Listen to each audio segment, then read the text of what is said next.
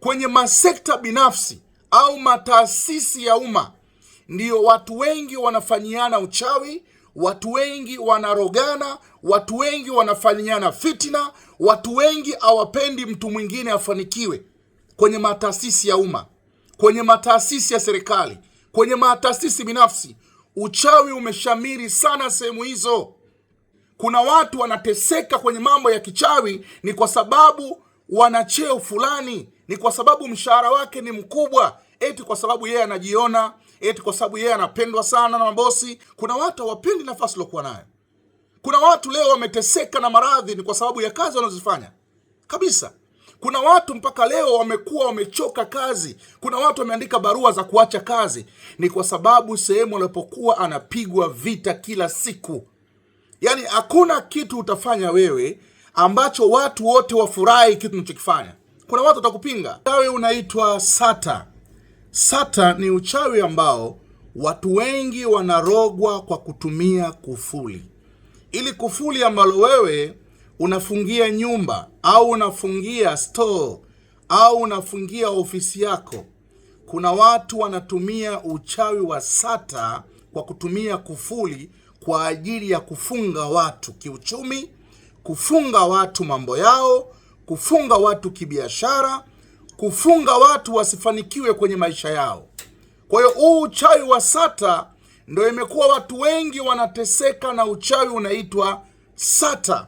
Ni uchawi wa kutumia kufuli. Ili kufuli ambalo wewe unaona ni kufuli, lakini kuna watu kwa upande wa pili, sisi machifu tunajua namna gani ya kuweza kumtengeneza mtu kwa kutumia kufuli. Uchawi huu unaitwa sata. Na hakuna sehemu inaongoza kwa mambo mabaya, kufanyiana uchawi, kufanyiana vitu vibaya kama kwenye mataasisi ya umma au mataasisi binafsi. Kuna watu wabaya sana. Kuna watu kila siku kwenye haya maofisi ndio chanzo cha watu wengine kuharibikiwa. Kama wewe unafanya kazi kwenye ofisi ya umma au unafanya kazi kwenye taasisi binafsi, wewe kuna watu wanakupiga vita sana kwenye iko cheo ambacho unacho, kwenye iko kiti cha mamlaka, kwenye iko nafasi uliokuwa nayo. Kuna watu wanakesha na wewe. Kuna watu hawalali kwa ajili yako. Wanatamani kukuangusha kwenye mamlaka uliokuwa nayo. Wanatamani kukuondoa kwenye kiti ulichokuwa nacho. Wanatamani kukufukuzisha kazi.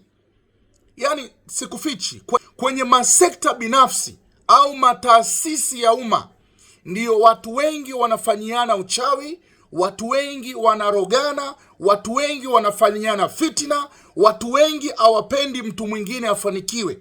Kwenye mataasisi ya umma, kwenye mataasisi ya serikali, kwenye mataasisi binafsi, uchawi umeshamiri sana sehemu hizo. Jamani, tuongeane ukweli, tuombiane ukweli. Kuna watu wanateseka kwenye mambo ya kichawi ni kwa sababu wana cheo fulani, ni kwa sababu mshahara wake ni mkubwa, eti kwa sababu yeye anajiona, eti kwa sababu yeye anapendwa sana na mabosi, eti kwa sababu yeye ana roho mbaya au ana roho nzuri. Kuna watu hawapendi nafasi lokuwa nayo. Kuna watu leo wameteseka na maradhi ni kwa sababu ya kazi wanazofanya kabisa. Kuna watu mpaka leo wamekuwa wamechoka kazi. Kuna watu wameandika barua za kuacha kazi ni kwa sababu sehemu alipokuwa anapigwa vita kila siku.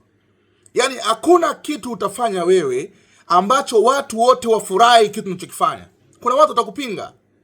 Kuna watu wanakupinga. Kuna watu wanakesha kwa waganga. Kuna watu wanakesha kwa wachawi kuhakikisha anguko lako linatokea, kuhakikisha unafilisika, kuhakikisha unaachishwa kazi, kuhakikisha unaporomoka kiuchumi, kuhakikisha unakuwa kichaa, kuhakikisha uendi kazini. Wanatamani cheo chako wakae wao, wanatamani nafasi yako wairisi wao. Kwa hiyo sio vitu vya mchezo, sio vitu vya utani utani. Na sehemu yenye taasisi za umma au maofisi au mtu ameajiriwa au waajiriwa, wanapigana vita sana sana, wanapigana vita sana. Yaani uchawi unanuka kwenye hizo ofisi. Kuna watu hawaendi kwa waganga, wanatumia watu waende kwa waganga. Nataka tummalize fulani kwa sababu yeye anajidai ana cheo kizuri, kwa sababu yeye anapendwa na mabosi. Kuna watu wameporomoka kiuchumi. Kuna watu leo hii nazungumza na wewe, kuna watu wamefukuzwa kazi bila kuwa na sababu. Wameambiwa wewe mwisho wako leo. Kuna watu wameandikwa barua za kufukuzwa kazi, barua za kuhamishwa vituo.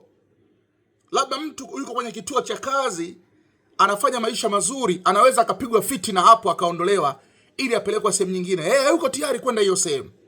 Lakini ghafla tu amehamishwa bila mafao, bila pesa, bila nini, bila sababu yoyote, amehamishwa kazi. Kuna watu wamepigwa nuksi, wanachukiwa maofisini. Ni mtu ambaye ana roho nzuri, anapenda watu, anasaidia watu, ni mtu ambao watu wanampenda, lakini watu wengine hawampendi. Wafanya kazi ambao unafanya nao kazi kwenye ofisi moja ndiyo sababu ya kukuporomosha kiuchumi, ndiyo sababu ya kukupiga vita wewe usifanikiwe. Kwa hiyo watu wengi ambao mpaka leo wameshindwa kufanya kazi ni kwa sababu kutumia uchawi wa Satan, uchawi wa kufuli. Watu wengi wamefungwa nyota zao. Kuna watu wanafanya kazi kama wafanyi kazi, wana madeni. Kuna watu wana madeni. Yaani mtu anafanya kazi lakini ana madeni mpaka anakimbia madeni. Kuna mtu anafanya kazi ameajiriwa lakini maisha yake ambayo anaishi ni sawasawa na mtu ambaye hana kazi. Kuna watu wamechoka kufanya kazi ni kwa sababu ya maneno ya watu, kwa sababu ya uchawi, kwa sababu ya fitina. Kuna watu leo wameshikwa na presha na masukari na maradhi makubwa ni kwa sababu ya kazi. Kazi yenyewe haina mbele wala nyuma, lakini yuko pale ni kwa sababu ya fitina za watu. Kwa hiyo ndugu zangu, nawaambia wale ambao wote wananifuatilia wana matatizo kama haya. Kwenye maofisi humu ndo kutwa kucha watu wanarogana. Watu kutwa wanafanyiana mambo ya kishirikina. Ni kwa sababu tu ya roho za watu ni mbaya, ni kwa sababu watu hawakupendi, ni kwa sababu ya cheo ulokuwa nacho, ni kwa sababu ya mshahara ulokuwa nao. Kuwa wewe hapo ndiyo sababu ya watu wengine wanaona wafanikiwi, ni kwa sababu umekuja. Kuna watu kwenye maofisi wamekuja ndiyo sababu ya watu kufilisika. Kuna watu wamekuja kwenye maofisi ndio sababu ya watu wengine hawafanikiwi. Kuna watu wamekuja kwenye maofisi ndio sababu ya watu wengine mambo yao yamekwama.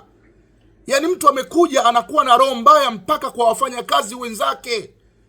Kuna watu wa kwenye kiti lakini anawachukia wafanyakazi wenzake wa chini. Yeye ana cheo, anaona kama cheo yuko alikuwa nacho hawezi kutoka kwenye cheo. Cheo ni mamlaka. Cheo ni mamlaka. Cheo ni cha muda. Unaweza leo ukawa hapa, kesho usiwe hapa. Kwa hiyo ndugu zangu ambao nimekuja kuzungumza, mimi ni only one, my chief is a great chief Maalim Mpili. Kama wewe unakutana na mtihani kama hii, unakutana na shida kama hizi, lakini haujui namna gani ya kuweza kuzuia haya matatizo, au ujui njia gani ya kuweza kutatua, kuondoa huu uchawi wa Satan kwenye mwili wako, kwenye vifungo vyako, kwenye nyumba yako, kwenye kazi yako,